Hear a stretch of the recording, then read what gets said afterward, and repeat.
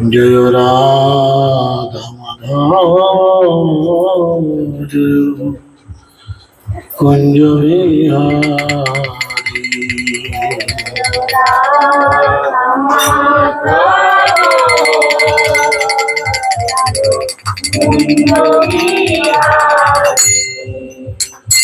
जय राधा माधव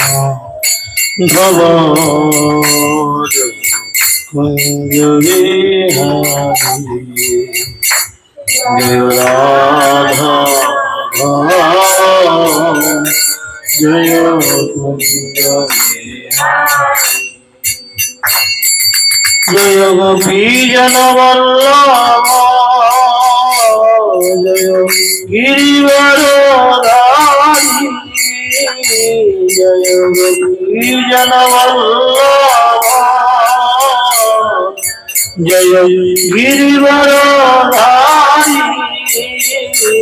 जय यशोदानंदन व्रज जनरंजन यशोदानंदन व्रज जन जमुना तीरवनचारी जय कुंज बिहारी जय राधा माधव जय कुंज बिहारी हरे कृष्ण कृष्ण कृष्ण हरे हरे हरे राम राम राम हरे हरे हरे कृष्ण कृष्ण कृष्ण हरे हरे हरे राम राम राम हरे हरे जय राधा माधव जय राधा माधव राधा माधव जय राधा माधव जय गौरनिताय जय गौरनिताय पंचतत्व जय गौरनिताय जय जय प्रभुपाद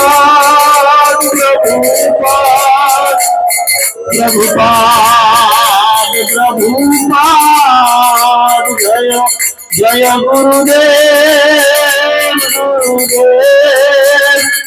गुरुदेव निताय गौर हरि बोल हरि बोल जय गुरुदेव ओम अज्ञानं तिमिरन्धस्य ज्ञानाञ्जनशलाकया चक्षुरुन्मीलितं येन तस्मै श्रीगुरवे नमः नमः विष्णुपादाय कृष्णपृष्ठाय भूतले श्रीमते जयप्रदका संस्मृति नाम्ने नमाचर्यपादाय वनिताय कृपदायिने गौरकथा दामोदय नगर ग्रामोदारिणे नमः विष्णुपादाय कृष्णपृष्ठाय भूतले श्रीमते भक्तिवेदान्त संस्मृति नामिने नमस्ते सरस्वती देवे गौरवाणी प्रचारिणे निर्विशेष शून्यवादे पश्चात्देशतारिणे जय श्री कृष्ण चैतन्य प्रभु नित्यानंद श्री अद्वैत गदाधर शिवासदि गौर भक्तवृंद हरे कृष्ण कृष्ण कृष्ण हरे हरे हरे राम राम राम हरे हरे ओम नमो भगवते वासुदेवाय ओम नमो भगवते वासुदेवाय ओम नमो भगवते वासुदेवाय नारायणं नमस्कृत्यं नरं चैव नरोत्तमं देवीं सरस्वतीं व्यासं ततो जयमुदीरयेत् मुखं करोति वाचालं मंगलं गायते कृपातमं श्रीगुरुं दिनदारिणं परमानन्दमाधवं श्रीचैतन्येश्वरं श्रीचैतन्यमनोभीष्टं स्थापितं जनभूतले शङ्करगदामयं ददाति शिवदान्तिकम् नष्टप्रायेषु भद्रेषु नित्यं भगवति सेवया भगवती उत्तम श्लोके भक्तिर्भवति नष्टि जय श्री कृष्ण चैतन्य प्रभु नित्यानंद श्री अद्वैत गदाधर शिवासादि गौरभक्तवृंद हरे कृष्ण कृष्ण कृष्ण हरे हरे हरे राम राम राम हरे हरे। সকলকে আন্তর্জাতিক কৃষ্ণ ভবন অমৃত সংঘ তথা ইসকন মঠের পক্ষ থেকে সকলে শ্রীরাম মায়াপুরের সুস্বাগত। আপনারা সকলেই জানেন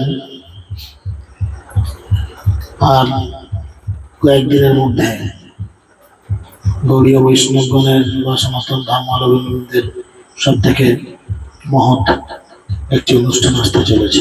সকলে জানেন কি? সেটা হচ্ছে রথযাত্রা। তো সেই রথযাত্রায় কত সুন্দর করে জগন্নাথ এই জগতের মানুষকে কৃপা করেন। যাই হোক, তাই আন্তর্জাতিক কৃষ্ণ ভবন অমৃত সংঘের পক্ষ থেকে সকলকে রথযাত্রার প্রীতি শুভেচ্ছা অভিনন্দন এবং সকলকে রথযাত্রায় অংশগ্রহণ করার জন্য প্রার্থনা জানাই। সকলে কৃপা করে রথযাত্রা অংশগ্রহণ করবেন এবং রথারূঢ় জগন্নাথকে দর্শন করে আপনারা আপনাদের জন্মকে ফুল স্টপ করবেন। ঠিক আছে? শাস্ত্রে বলে যে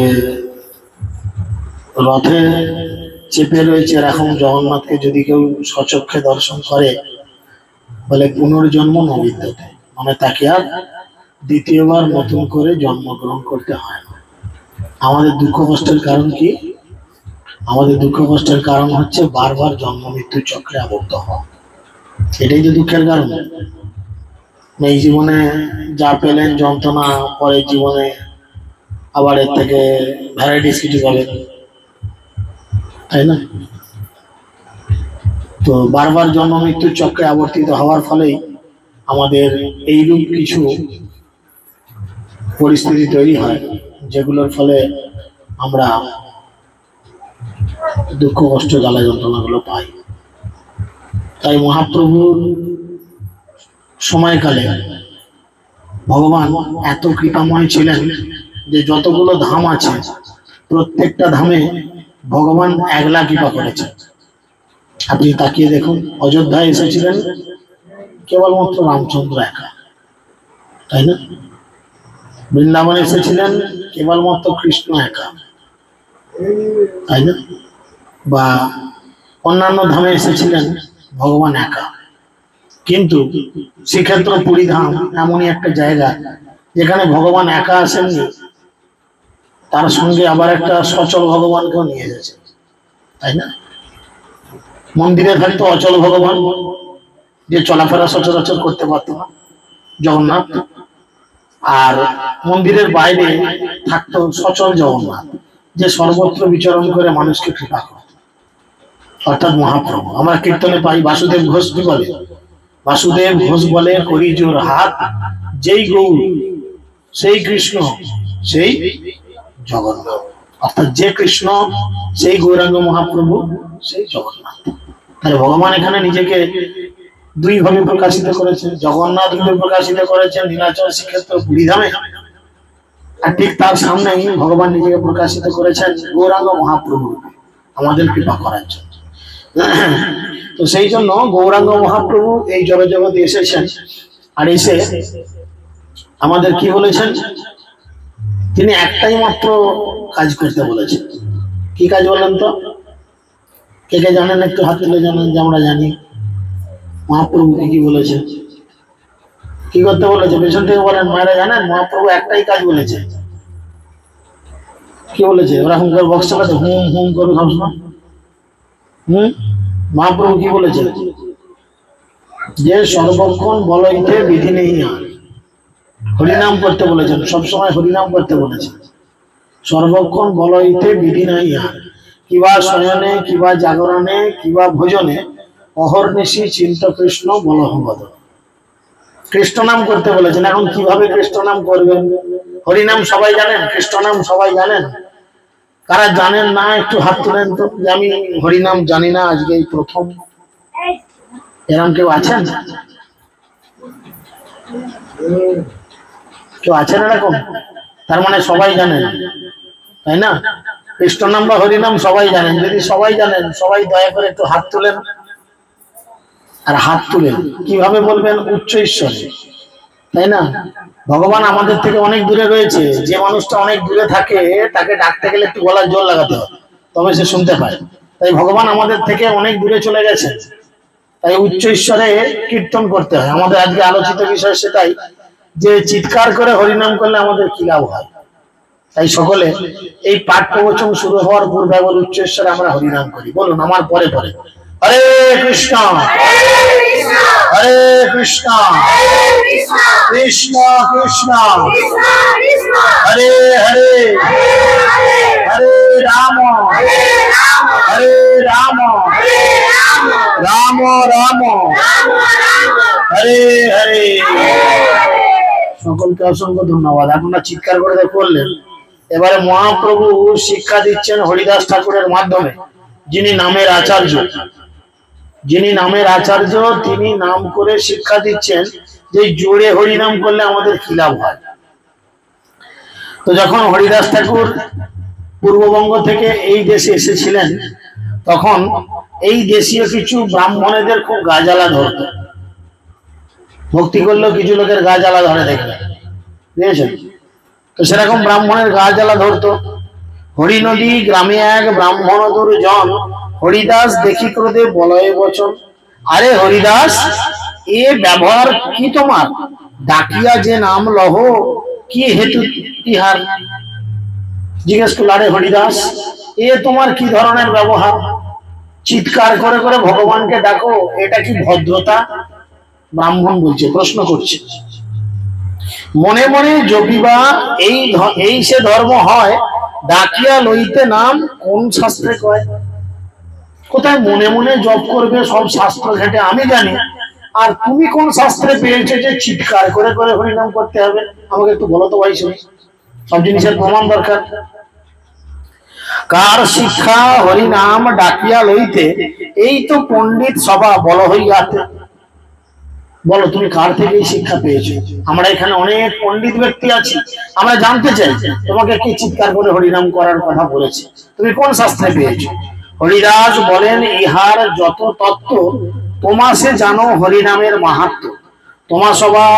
তোমরা সবার মুখে শুনিয়া সে আমি বলিতেছি বলিবাং যেবা কিছু জানি। উচ্চ করি লইলে শত গুণপূর্ণ হয়, দোস্ত না কহে শাস্ত্র গুণ সে বর্ণয়। তখন হরিদাস ঠাকুর জোরাত করে বলছেন যে দেখুন, আমি তো তেমন কিছু জানি না, আমি নিজ কুলভূত একজন ব্যক্তি। তো আমি আপনাদের মতো পণ্ডিতদের কাছ থেকেই শুনে জানতে পেরেছি যে হরিনাম যদি কেউ জোর করে চিৎকার করে হরিনাম করে, তাহলে নাকি ফল 100 গুণ বেশি পাওয়া যায়।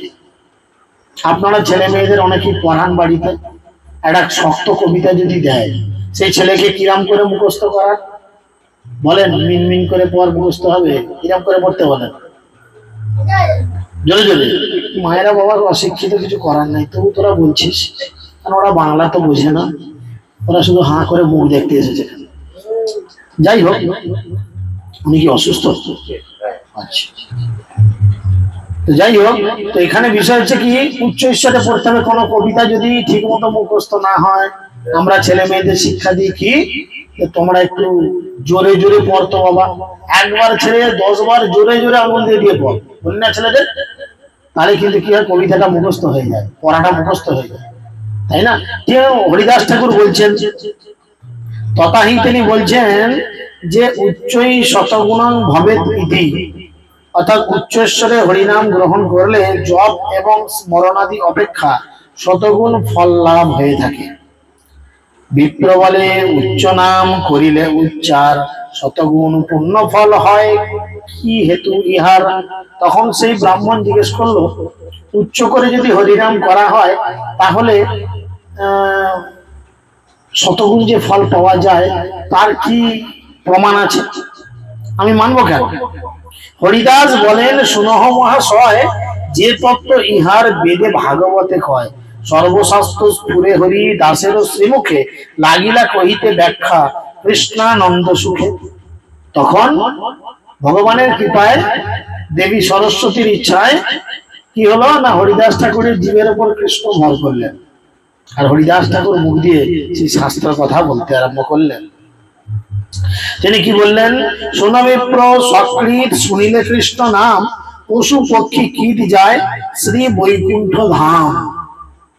বলো শোনো শোনো ঠাকুর মশাই, চিৎকার করে যদি হরিনাম করি কিসের কিসের লাভ হয়? পশু পক্ষী কীট পতঙ্গ যায় শ্রী বৈকুণ্ঠ ধাম। দেখুন আমরা এই জগতে এসেছি, আমরা প্রত্যেকটা জিনিসের প্রতি ঋণী। এখন বলতে পারেন প্রভু কীট পতঙ্গের উপর কি করে ঋণী? বলেন তো কীট পতঙ্গের উপর কি করে আমরা ঋণী? বলো তো ভাই। শুধু ভারসাম্য নয়, কীট পতঙ্গ কিসের ভারসাম্য? কীট পতঙ্গ কিসের উপর ঋণী? দেখো কীট পতঙ্গ পরাগ রেণু করেন, পরাগ মিলন করেন। আমি যে মাঠে ধানটা পুঁতে দিয়ে আসলাম, ধানের গাছে যে ফলটা হয়, ধান গাছে যে ফল হয় সেটাই তো ধান। তাকেই তো ভাঙিয়ে চাল করে ভাত করে গিলছি করছি আমরা, তাই গড়িতে বেঁচে আছি। তাহলে সেই ধান গাছের ফুলটার পরাগ মিলনের জন্য পতঙ্গের প্রয়োজন। আমরা তো আর পরাগ মিলন করতে যাই না সেখানে। তাহলে সেখানে পোকামাকড় যায় পরাগ মিলন করে, যার ফলে ধানটা ঠিক মতো সময়ে তার ফল উৎপাদন করে। তাহলে আমরা খেয়ে পরে বেঁচে থাকি, এর জন্য পোকামাকড়ের প্রতি আমরা ঋণী। আমরা নাকে করে অক্সিজেন টানি, কার্বন ডাইঅক্সাইড ছাড়ি, তাহলে বাড়ির চতুর্দিকে আমরা কিসের উপর ঋণী?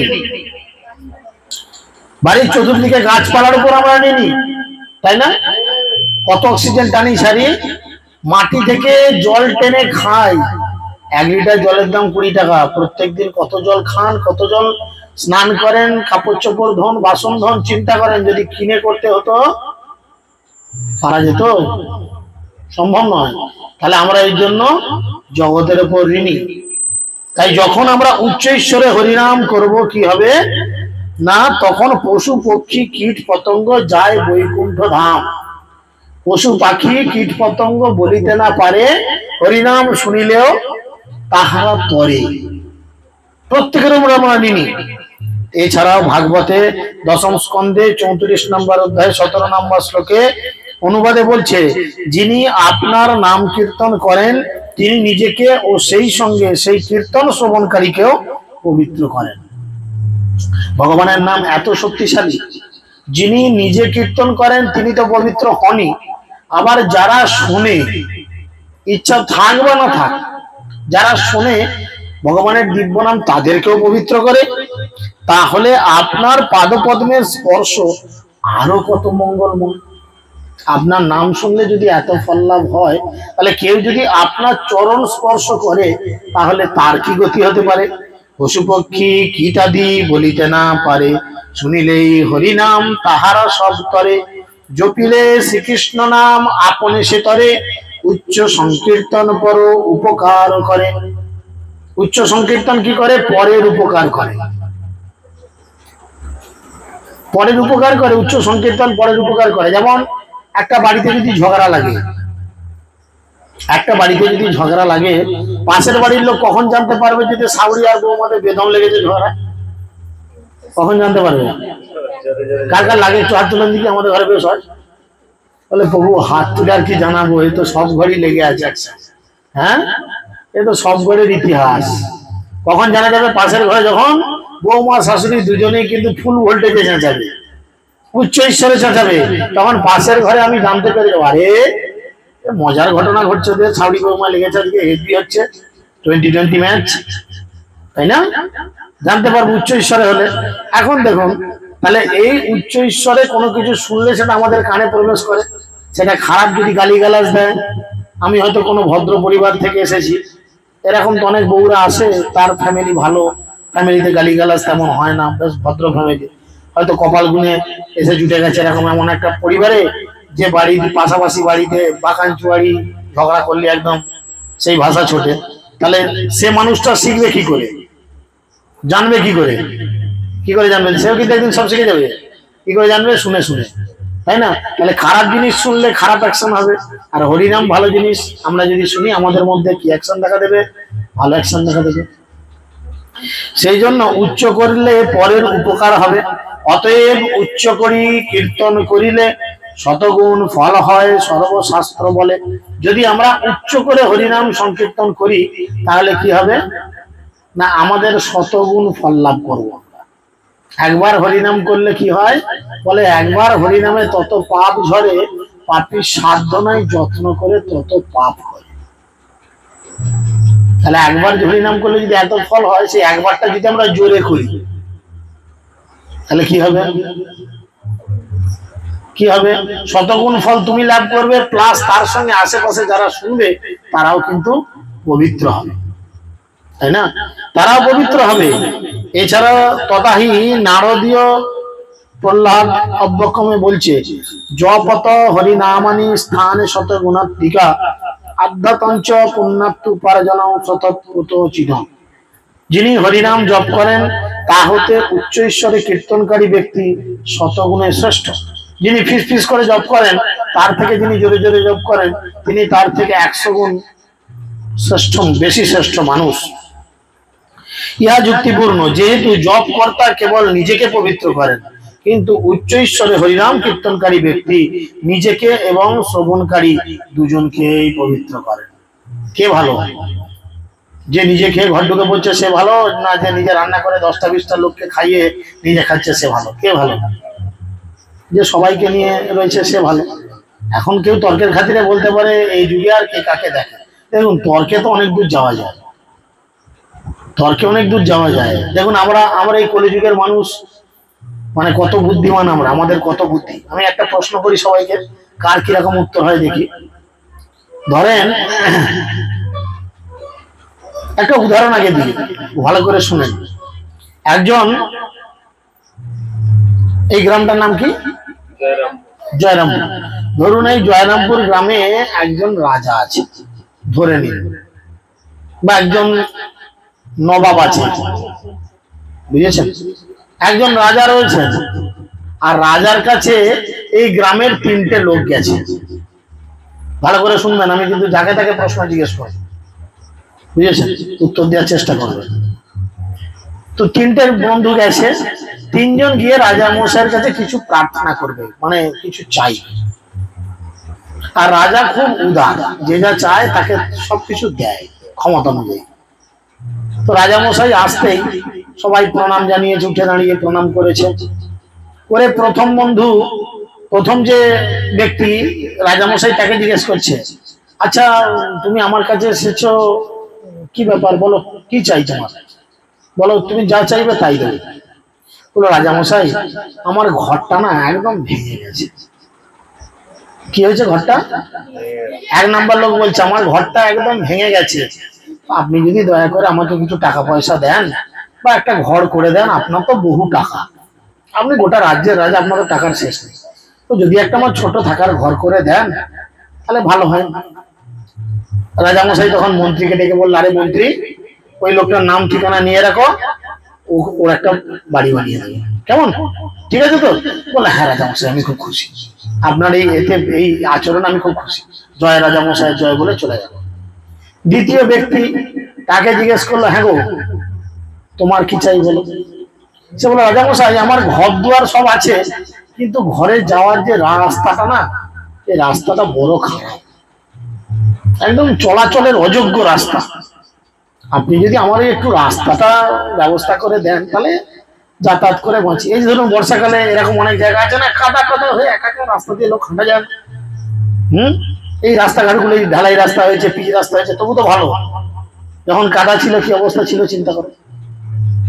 রাজামশাই মন্ত্রীকে ডেকে বলল, আচ্ছা ওর নাম ধাম ঠিকানা নিয়ে নাও, ওর বাড়ির সামনে একটা রাস্তা বানিয়ে দাও। তৃতীয় যে ব্যক্তি তার কাছে রাজামশাই গেছে, গিয়ে বলছে, বলো দুজনের যা চাওয়া ছিল তা মিটিয়েছি, তোমার কি চাওয়া পাওয়া আছে? বলো, না না রাজামশাই আমার কিছু চাই না। বললো, না তা বললে কি হয়, 3জনে এসেছো এক যাত্রার পৃথক ফল তো হয় না, তোমাকে কিছু চাইতে হবে, চাও, তুমি যা চাইবে তাই দেবো। কোনো চিন্তা নেই, তুমি জীবনটা যদি চাও তাও দিও। ও না না রাজা মশাই, আপনি এত ভালো একজন রাজা, আপনার জীবন কি আমি নষ্ট করতে পারি? আমি কিছু লাগবে না। বলো না বাবা, তুমি বলো, তোমাকে আমি কিছু দেবো, তুমি কি চাও বলো। বলো রাজা মশাই, যদি আপনি আমাকে কিছু দিতেই চান, তাহলে আপনি একদিন আমার বাড়িতে এসে আমার অতিথেয়তা গ্রহণ করুন। আমি আপনাকে আমার বাড়িতে একদিন, মানে অতিথির মতো, অতিথি বাড়িতে আসলে কি হয়, খাওয়ান দাওয়ান থাকা, আপনি একটা দিন আমার বাড়িতে এসে থাকুন, আমি এতেই খুশি, আমার আর কিছু চাই। ঠিক আছে, ভালো কথা। এখন রাজা মন্ত্রীকে আবার ডাকলো, আচ্ছা মন্ত্রী, সবার তো সব ইচ্ছা অনুযায়ী বর দিলাম, তো 3 নাম্বার যে ব্যক্তিটা আমাকে বললো তার বাড়িতে থাকতে, একবার খোঁজ নিয়ে দেখো ওই বাড়িতে আমার থাকার মতো রুম আছে তো। রুম বানিয়ে দিল রাজা একটা। রাজার বাড়ি মানে কি বাড়ি হলো, রাজবাড়ি হলো। হ্যাঁ, রাজা যাবে রাস্তাঘাট, সে তার কানা খড়া রাস্তা হলে চলো না, রাজপথ তৈরি হয়ে গেল। রাজার জন্য কিচেন তৈরি হয়ে গেল, একটা বড় নগরী তৈরি হয়ে গেল। তাহলে বুদ্ধিমানের কাজটা কে করলো? কেন? আমাদের জীবনে এইটাকে অ্যাপ্লাই করতে হবে। আমরা ভগবানের কাছে গিয়ে জড়জাগতিক বিষয়বস্তু চাই, গাড়ি দাও, বাড়ি দাও, সুন্দরী স্ত্রী দাও, ব্যবসা দাও, বাণিজ্য দাও, টাকা পয়সা দাও, এই দাও তাই দাও, দাও দাও দাও দাও, করি না? আমরা ঠাকুর ঠাকুর দেব দেবীর সামনে গিয়ে কি করি বলেন? কেউ মিথ্যে অস্বীকার করতে পারবেন? সবাই চাই, তাই না? শুধু একবার চাওয়া দরকার, যাকে পেলে এই জগতের সবকিছু পাওয়া হয়ে যায়। আমরা তাকে কি কোনোদিন চেয়েছি যে আমার সুন্দরী স্ত্রী চাই না, গাড়ি বাড়ি টাকা পয়সা চাই না? মহাপ্রভু কিন্তু এই শিক্ষা দিয়ে যাচ্ছেন। মহাপ্রভু তার শিক্ষাষ্টকমে খুব সুন্দর করে বলছেন, ন ধনম ন জনম ন সুন্দরী কবিতাং বা জগদীশ কামায়ে মম জন্মানি জন্মানির ঈশ্বরে ভবতাদ ভক্তি অহৈতুকিতই। তিনি লিস্ট দিচ্ছেন, আমরা তো লিস্ট দিচ্ছি কি কি চাই। মহাপ্রভু লিস্ট দিচ্ছেন, আমার এইগুলো চাই না। ন ধনম, আমার টাকা পয়সা চাই না। এই ব্যক্তিটা চাইলো যে রাজা আসবে, আমাকে বাজার করতে হবে, দামি দামি কত মিষ্টি ফল পাকড় কিনতে হবে, কিছু চাইলো রাজা রাজার কাছে। সে জানে রাজা আসবে মানেই রাজা তার সাঙ্গপাঙ্গ আগে পাঠিয়ে দেবে, যাও বাজার মুদিখানা সব ঠিকঠাক আছে কি দেখে আসো, আমার থাকার ঘর আছে কি দেখো। এবার রাজা নিজের থাকার ঘর যদি একটা রাজপ্রাসাদ বানায়, তার পাশে কি একটা ঝুপড়ি ঘর বানাবে? আপনারা বলেন। একটা দারুণ বাংলো বানিয়েছে, এই ধরুন এই কি হয়েছে, এটা রিসর্ট হয়েছে, রিসর্টের গেটের গোড়ায় যদি একটা ওই ঝুপড়ি ঘর থাকে, ঘুগনি বিক্রি করে এরকম ফুটো ফাটা টিনের ঘর বা তিরপলা ঘর থাকে, রিসর্টটার ইজ্জত থাকবে? তখন ওকে না তুলতে পারলে রিসর্ট মালিক বলে, ঠিক আছে তোকে একটা ভালো ঘর করে দিচ্ছি বাবা, ভালো করে থাক। বিয়ে ঘরে গিয়ে যদি সবাই ভালো কাপড় জামা পরা, আপনি একটা ছেঁড়া ফাটা প্যান্ট পরে দাঁড়িয়ে থাকে, লোকে কি বলবে? বাবা ওটা চেঞ্জ কর, না থাকলে আমার দিচ্ছে অন্তত পরে সম্মানটা রক্ষা কর, বলবে কি না? বিষয়টি সেরকম। আমরা ভগবানের কাছে যদি কিছু না চাই, ভগবান না চাইতে আমাদের অনেক কিছু দেয়, দেয়নি? ভগবান না চাইতে আমাদের এই দেহটা দিয়েছে, যেই দেহটার ফলে আমরা ভগবানের কাছে ফিরে যেতে পারি। কেবলমাত্র এই মনুষ্য দেহতে আমরা ভগবানের কাছে ফিরে যেতে পারি, কিন্তু আমরা তার প্রকৃত সদ্ব্যবহার করছি না। আমরা কি করছি? পশুদের মতো আচরণ করছি, পশুদের মতো আচরণ করছি। মানুষের মতো দেখতে হয়েছে, আমরা সবাই মানুষের মতো দেখতে, কিন্তু কাজ করছি ভূতের মতো। ভক্তি বিনোদ ঠাকুর বলছেন যে মানুষ আকার হইলে কি হয়, করহ ভূতের কাম, নহিলে বদনে কেন না বলো শ্রীকৃষ্ণ গোবিন্দ নাম। আমরা মানুষের মতো দেখতে হয়েছি, কিন্তু সারা দিন রাতে আমরা কতবার ভগবানের নাম করি বলেন? এনাকে দেখে আমার কিছু মনে পড়ছে, আমার বাবার কাহিনী। আমার বাবার কাহিনী মনে পড়ছে। আমার বাবা শেষ অবস্থা এরকম হয়েছিল, কিন্তু ভক্ত ছিল বলে তিনি কিন্তু এরকম কে ওই আই করতো না। তিনি চিৎকার করে শুধু বলতেন, নৃসিংহদেব, রাধা মাধব, গৌরনিতাই। এটাই হচ্ছে ভক্তি জীবনের একটা বড় পুরস্কার। স্ট্রোক হবে, প্যারালাইজড হবে, লড়তে পারবো না, বিছানায় পেচ্ছাপ পায়খানা করে একদম কন্ডিশন খারাপ থাকবে, কিন্তু মুখ দিয়ে এই ধরনের কথা আসবে না। কিছু মনে করো না ভাই, এটা হচ্ছে ভক্তি জীবনের চরম পরাকাষ্ঠা। কারণ লোহা গরম থাকলেই ঘা দিতে হয়, তবে সে বোঝে। কারণ এই দিন আমারও একদিন আসবে, তোমারও একদিন আসবে, প্রত্যেকের একদিন আসবে, কিন্তু যদি আমরা ভক্তি জীবন ঠিক করে করি, এই দিন হয়তো আসবে কিন্তু মুখে এই ভাষা বেরোবে না। কারণ কৃষ্ণ বলছেন অন্তকালে মামে চ শরণ মুক্ত কলেবরম, জীবনের অন্তিমে যে যে ভাব স্মরণ করে দেহত্যাগ করবে সে সেই ভাবই প্রাপ্ত হবে। বুঝা গেল? জীবনের অন্তিমে যে ভাব চিন্তা করবে। আমি সারা জীবন যদি উল্টো পাল্টা কাজ করে বেড়ালাম, মৃত্যুর সময় আমার সে কথাই চিন্তা হবে। এই ছোট ছেলেগুলো সারাদিন যদি কার্টুন পিকচার দেখে, রাত্রে শুয়ে শুয়ে টম অ্যান্ড জেরি বলবে, পোকেমনি বলবে, তাই না? ছোটা ভীমি বলবে। মায়েদের জিজ্ঞেস করো রাত্রে শুয়ে কি স্বপ্নে কি বলে, এই কথাগুলি বলে। কেন না? সারাদিন এটা দেখে। তাহলে সারা জীবন যদি আমরা ভগবানকে নিয়ে না চিন্তা করে উল্টো পাল্টা নিয়ে চিন্তা করি, ওই সারা দিন রাত জীবনের অন্তিমে আমাদের বড় পরীক্ষা হচ্ছে মৃত্যু, সে সময় এই চিন্তা হবে। তাই সর্বশাস্ত্র চিৎকার করে করে বলে সাধু সঙ্গ সর্বশাস্ত্রে কয়, লবমাত্র সাধু সঙ্গ সর্বসিদ্ধি হয়। জীবনে বড় বড় নায়ক নায়িকার কাছে যাওয়াটা কোনো ফ্যাক্টর নয়, একদিন না একদিন যেতে পারবেন। জয়রামপুরবাসী কি কোনোদিন কল্পনা করেছিল যে হুগলি জেলার সব থেকে বড় রিসর্ট আপনাদের ঘরের পাশে হবে? যেখান থেকে আরামবাগ 4 কিলোমিটার দূরে কি 3 কিলোমিটার দূরে আরামবাগ টাউন বাদ যেখানে হবে, হয়েছে। আবার হয়তো ওর থেকে কোনো বড় জিনিস আপনার আরো পূর্ব দিকে হতেই পারে, মেবি। জীবনে অনেকজন অনেক কিছু হতে পারে, কিন্তু জীবনে আমরা বৈষ্ণবের সহচার্য পাবো না। শাস্ত্রে বলে তাই অনেক সৌভাগ্যের ফলে বৈষ্ণব আসিয়া মিলে। বহু জীবনের সৌভাগ্য থাকলে তবে আমরা কোনো বৈষ্ণব বা বৈষ্ণবীর দর্শন পাই, তাদের কৃপা পাই। তাই তাদের কৃপা লুটে নিতে হয়। কিভাবে লুটে নেবো? গলায় ছুরি ধরে তাড়াতাড়ি কৃপা দিয়ে, নাহলে গলার নলিটা কেটে দেবো। কৃপা লুটতে হয় কিভাবে? তাদের খুশি করার মাধ্যমে। আর একজন বৈষ্ণব বা বৈষ্ণবী কিসে খুশি হবে? পকেটে 500 টাকার নোট গুঁজে দিলে, একটা মদের বোতল ঢুকিয়ে দিলে, 1 প্লেট মাংস দিয়ে দিলে, তারা খুশি হয় ভগবানের কথা বললে, বা মানুষ যখন ভগবানের কথা শুনে জীবনযাপন করে। তাই তিনি বলছেন, মহাপ্রভুর কাছে হরিদাস ঠাকুর বলছেন যে জপ কর্তা হইতে উচ্চ সংকীর্তনকারী শতগুণ অধিক সে পুরাণেতে ধরি। জপ কর্তা হইতে, অর্থাৎ যিনি ফিস ফিস করে জপ করেন, তার থেকে যিনি উচ্চ ঈশ্বরে জপ করেন তিনি আরো শ্রেষ্ঠ। ভক্তি জীবনে সে আরো চচ্চর করে এগোবে। আমি 16 মালা জপ করি, অথচ ফিস ফিস ফিস ফিস করে জপ করি। হয়তো দেখা গেল আমার পাশে একটা নতুন ছেলে এই 2 দিন ভক্তি জীবনে ঢুকেছে, সে মাত্র 2 মালা জপ করে, কিন্তু পরিষ্কার করে তুলসীকে সামনে রেখে উচ্চ ঈশ্বরে জপ করে। দেখা যাবে সে ভক্তি জীবনে কিন্তু অনেক উন্নতি করেছে। কেন না? উচ্চ ঈশ্বরে জপ করছে। চতুর্দিকের গাছপালা লোকজন যারা যা আছে তারা 2 হাত ভরে আশীর্বাদ করছে, তারা 2 হাত ভরে আশীর্বাদ করছে। ভাগ্যি তুই আমাদের কাছে হরিনাম শোনালি।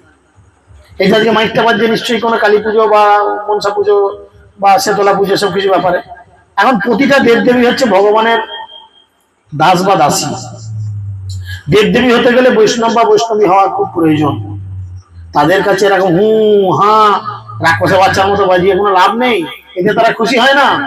তাদের কাছে দাঁড়িয়ে যদি তুমি হাতে তালি দিয়ে হরিনাম করো, সেই দেবদেবী তোমাকে 2 হাত তুলে আশীর্বাদ করবে। ভাই বাঁচালি। সকাল থেকে এই কিশোর কুমার আর লতা মঙ্গেশকর শুনে শুনে কানটা পচে গেল আমার। তার মানে কি? আমরা জানতে চাই না তুমি কিসে খুশি, আমরা জানাতে চাই আমি কিসে খুশি।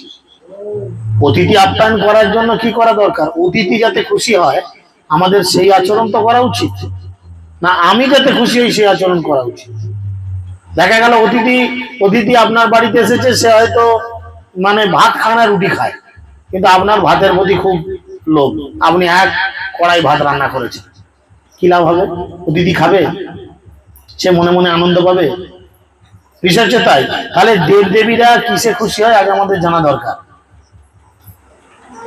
না জেনে আমরা নিজেরা কিসে খুশি হব, নিজেদের ইন্দ্রিয়গুলো কি করে পরিতৃপ্ত হবে, সেই কাজ আচরণ আরম্ভ করি। যেমন কিছু একটা লাড়ে লাপ্পা মারে ধাপ্পা মিউজিক চালাবো, যার ফলে আমাদের মাথাটা ঠিক থাকবে। কারণ এমনি এমন কিছু জিনিস খাবো যার ফলে মাথার ব্যালেন্স নষ্ট হবে, আর তারপরেই এই ধরনের আচরণ আরম্ভ হবে। তো তাই উচ্চ স্তরে জপকারী কি করবে? চতুর্দিকের মানুষকে উদ্ধার করবে। শোনো বিপ্র মন দিয়া, ইহার কারণ জপি আপনারে সবে করায় পোষণ, উচ্চ করি করিলে গোবিন্দ সংকীর্তন, জন্তু মাত্র শুনিলেই পায় বিমোচন। উচ্চ করে হরিনাম সংকীর্তন করলে যদি কোনো জন্তুও থাকে তারও কানে যদি এই কথা যায়, সেও সেই জনি থেকে উদ্ধার লাভ করে। 84 লক্ষ বার জন্ম নিয়েছি আমরা, চিন্তা করে দেখুন একবার। এই জীবনে এত ভুরু প্লাগ করছি, এই জীবনে কত মুখে ফেস পাউডার মাখাচ্ছি, হ্যাঁ, কার জন্য? না বলবে আমার স্বামীকে খুশি করার জন্য। জানা আছে কি আগের জীবনে কে স্বামী ছিল? কত জন্ম জন্মান্তর ধরে কত নতুন নতুন স্বামী, কত নতুন নতুন স্ত্রী পেয়েছি, হ্যাঁ, কত পেয়েছি তার কোনো হিসেব নাই। এবারে এই জীবনে এসে জানতে পেরেছি যে সমস্ত কিছুর সারাথি সার হচ্ছে গোবিন্দ তুমি। তখনও যদি দেহত্ব বুদ্ধির মধ্যে আমরা আটকে থাকি, নিজের দেহ চর্চার মধ্যে আটকে থাকি, ভগবানকে নিয়ে চর্চা না করে, তাহলে এর থেকে বড় দুর্দশা আমাদের কিছু হয় না। সেই জন্য তিনি বলছেন, জিহ্বা পাইয়াও নর বিনা সব প্রাণী, না পারে বলিতে কৃষ্ণ নাম হেন ধ্বনি। হরিদাস ঠাকুর দারুণ কথা বললেন, বললেন জিহ্বা পাইয়াও নর বিনা সর্ব প্রাণী। জীব শুধু মানুষই পায়নি, অনেকেই তো জীব পেয়েছে, কিন্তু সেই জীব দিয়ে কি কৃষ্ণ নাম উচ্চারণ সবাই করতে পারছে? পাচ্ছে? ওই তো টিকটিকিটাও জীব পেয়েছে, কি করছে তাকিয়ে দেখেন। সাপও জীব পেয়েছে, পাইনি? পেয়েছে কিনা? সেও জীবে কিন্তু কোনো কাজে লাগাতে পারেনি। অন্যান্য অনেক পশু পক্ষী আছে যারা জীব পেয়েছে। না পারে বলিতে কৃষ্ণ নাম হেন ধ্বনি, তারা জীব পেয়েছে ঠিকই, কিন্তু সেই জীব দিয়ে কৃষ্ণ নামের সেই ধ্বনি উচ্চারণ করতে পারে না। ব্যর্থ জন্ম ইহার নিস্তারে যাহা হইতে, দেখি কোন দোষে কর্ম করিতে। কেহ আপন আরে মাত্র করায় পোষণ, কেহ বা পোষণ করে সহস্র জন। দুই থেকে বড় ভাবি বুঝহ আপনে, এই অভিপ্রায় শুনি উচ্চ সংকীর্তনে।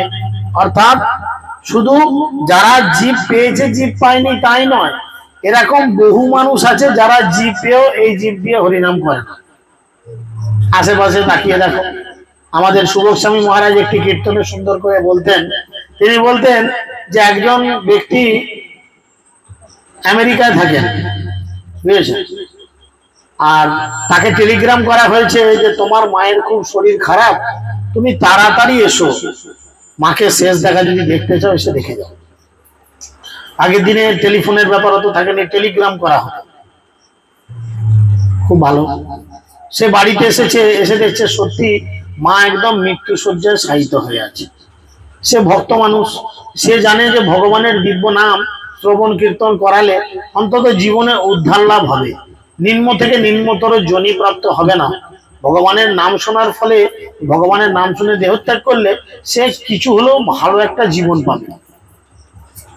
তখন সে তার মায়ের কানের কাছে গিয়ে বলছে, মা, জীবনে তো অনেক উল্টো পাল্টা কাজ হয়তো করেছো, তো এই জীবনের অন্তিম সময় এসে তুমি আমার সাথে একটা কথা বলো। তখন মা বলছে কি? ইশারা করে জিজ্ঞেস করছে কি? বলছে মা মুখে বলো হরে কৃষ্ণ কৃষ্ণ কৃষ্ণ হরে হরে, হরে রাম রাম রাম হরে হরে। মা চুপ করে পড়ে রইল, মুখে কোনো কথা নেই। ছেড়ে দিন না, ছেড়ে দিন, অত এ করতে হবে না, আর 10 মিনিট হলো আমি পালাবো, তারপর ইশারা করে নেবেন, দরকার নেই আসার, কি হবে সে। তো সেই জন্য প্রথমবার বললেন মাকে, শুনলো না, উত্তর নেই।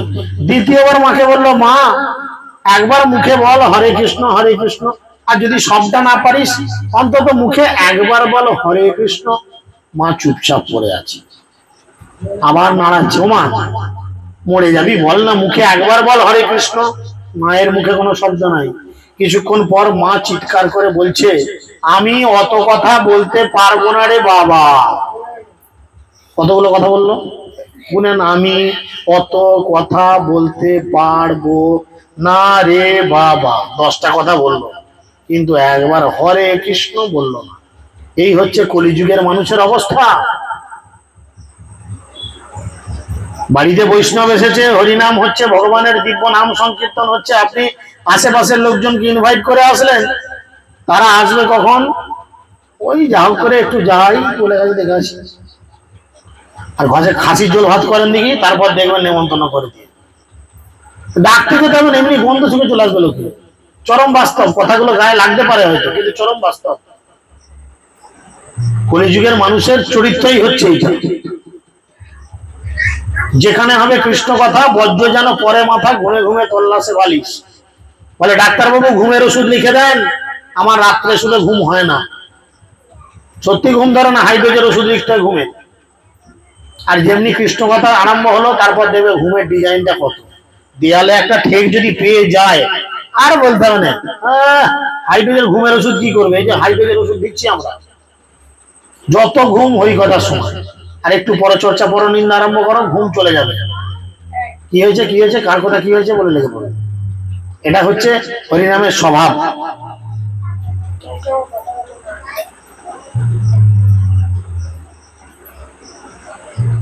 সেই বিপ্র শুনি হরি দাসের কথন, বলিতে লাগিলা ক্রোধে মহা দুর্বচন। এখন যখনই কারণ ভুলটা ধরিয়ে দেওয়া হয়, সে যদি নিজেকে সংশোধন না করতে যায়, সে তখন রেগে যাবে। ভুল ধরিয়ে দিলে দুরকম রিয়াকশন হয়, ভুল ধরালে দুরকম রিয়াকশন হয়। হয় সে প্রতিবাদ করে যে না আমি ঠিক, তুমি আমাকে বলছো যেটা ভুল সেটা ভুল না, তুমি ভুল। আর তা নাহলে সে মেনে নেয়। এখন এই ব্রাহ্মণ, তার এমনি একটু অহংকার, গায়ে পইতে চাপলে একটু মানুষের অহংকার বাড়ে বাবু। তারপর যদি বাণুজ্যে চাটুর্যে মুখুজ্জে হয়, তাদের তো ধরাকে সরাগান করে, ভালো আমরাই মানুষ, বাকিগুলো জন্তু জানোয়ার, তাই না? তো সেই জন্য সেই বিপ্র শুনি হরিদাসের কথন, হরিদাসের সেই কথা শুনে বলিতে লাগিল ক্রোধে মহা দুর্বাচন। সে রেগে গেছে, রেগে গিয়ে উল্টো পাল্টা করে হরিদাস ঠাকুরকে বলছেন দর্শন কর্তা এবে হইল হরিদাস, কালে কালে বেদপথ হই দেখি নাস। হরিদাস আমাকে জ্ঞান দেবে, হরিদাস আমাকে জ্ঞান দেবে। কোথাকার বংশের ছেলে তার ঠিক নেই, আমি বামুনদের লোক, আমাকে কিনা জ্ঞান দেবে। বলেন বৈদিক জ্ঞান কি ব্রাহ্মণ ক্ষত্রিয় বৈশ্য শূদ্র দেখে আসে? লেখাপড়া কি কেবলমাত্র বাড়ি ফ্যামিলি দেখে আসে? যে খাটে যে পড়াশোনা করে সেই ডিগ্রি পায়, সেই পড়াশোনার স্বীকৃতি লাভ করে। যে পরিশ্রম করে সেই তার ফল পায়। যে না পরিশ্রম করে, সে যদি স্ট্যান্ডার্ড ফ্যামিলির ছিল, সে লেখাপড়ার ডিগ্রি পেয়ে যাবে পড়াশোনা না করলে। তো ঠিক সেরকম এই কথা বলে, যুগ শেষে শূদ্র বেদ করিব বাখানে, এখনে তাহা দেখি শেষে আর খানে। এই রূপে আপনারে প্রকট করিয়া, ঘরে ঘরে ভালো ভোগ খাইস বলিয়া। ও এরকম বড় বড় লেকচার মেরে বোধহয় লোকের ঘরে ঘরে ভালো কিছু খাবার দাবার পাস। হরিদাস ঠাকুরকে ব্রাহ্মণ বলছে, মানুষ উল্টো পাল্টা বুঝিয়ে এরম করে বলিস, যে ব্যাখ্যা করিলি তুই এ যদি না লাগে, তবে তোর নাক কান কাটি তোর আগে। তুই যে ব্যাখ্যা বললি এটা যদি ঠিক প্রমাণিত না হয়, সবার আগে তোর নাক কান আমি কেটে দেব। শুনি বিপ্র ধামের বচন হরিদাস, হরি হরি বলে ঈষৎ করিল কিছু হাস। প্রত্যুত্তরে আর কিছু তারে না করিয়া, চলিলেন উচ্চ করি সংকীর্তন গাইয়া। তখন হরিদাস ঠাকুর ৯ নম্বর অপরাধ কি, শ্রদ্ধাহীন ব্যক্তিদের কাছে ভগবানের দিব্য নামের মহিমা উপদেশ করা। তিনি কিছু তর্ক না বাড়িয়ে উচ্চ ঈশ্বরে হরিনাম করতে করতে সেই স্থান পরিত্যাগ করলেন। যেবা পাপী সভাসদ সেই পাপমতি, উচিত উত্তর কিছু না হইল ইতি। এ সকল রাক্ষস ব্রাহ্মণ নাম মাত্র, এসব লোকে জম যাতনার পাত্র। বলে এই সব লোক কেবলমাত্র ব্রাহ্মণ পরিবারে জন্মেছে, অ্যাকচুয়াল এরা জম যাতনা পাবে, কিছু করার নাই। হরিদাস বলছেন, মহাপ্রভু বলছেন, এইসব লোক জম যাতনার পাত্র। কলিযুগে রাক্ষস সকল বিপ্র ঘরে জন্মিবে সুজনের হিংসা করিবারে। কলিযুগে রাক্ষস কুলভূত ব্যক্তিরা কি করবে, ব্রাহ্মণ পরিবারে জন্মে মানুষের প্রতি উল্টোপাল্টা আচরণ করবে। তথাহি বরাহ পুরাণে বলছেন, রাক্ষসা কলিমিশ্রিতা জয়ন্তে ব্রহ্মজনীষু উৎপন্না ব্রাহ্মণ কুলে বধন্তে ক্ষত্রিয়ান কুশান। রাক্ষসগণ কলিযুগে ব্রাহ্মণ বংশে জন্মগ্রহণ করবে।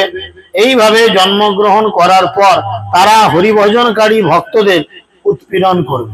দেখেন মহাপ্রভুকে করেছিল কিনা, মহাপ্রভু স্বয়ং ভগবান, তিনি হরিনাম করছেন আর দুনিয়ার ব্রাহ্মণদের গা জ্বালা হচ্ছে। কাঠি করেছে পেছনে এসে, হরিদাস ঠাকুর কাঠি করেছে। এসব বিপ্রের স্পর্শ কথা নমস্কার ধর্মশাস্ত্রে সর্বথা নিষেধ করিবার।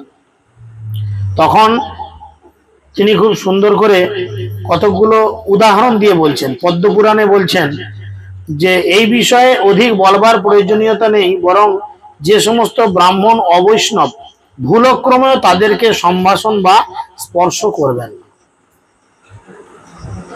বলে 1000 জন ব্রাহ্মণ দাঁড়ালে কি হয়, একজন বৈষ্ণবের সমান ক্ষমতা লাভ করে। পদ্মপুরাণে বলছেন। তথাই পদ্মপুরাণে বলছেন, জগতে কুকুরভোজী চণ্ডালের ন্যায় অবৈষ্ণব ব্রাহ্মণকে দর্শন করা কখনো উচিত নয়। বৈষ্ণব বর্ণাশ্রমের ঊর্ধ্বে, অর্থাৎ যে কোনো বর্ণ আশ্রমে অবস্থান করুন না কেন, ত্রিভুবনকে তিনি পবিত্র করেন। তিনি যেখানে যান সেই পরিবেশকে পবিত্র করেন। যেই স্থানে তার চরণ পড়ে সেই স্থানে ধূলিকণা পবিত্র হয়। যেই স্থানে তার কথা চতুর্দিকে প্রতিধ্বনিত হয় সেই সমস্ত জায়গা কি হয়, পবিত্র হয়। ব্রাহ্মণ হইয়া যদি অবৈষ্ণব হয় তবে তার আলাপেহ পুণ্য করে ক্ষয়। সে বিপ্র ধামের কত দিবস থাকিয়া বসন্তে নাসিকা তার পরিল খসিয়া।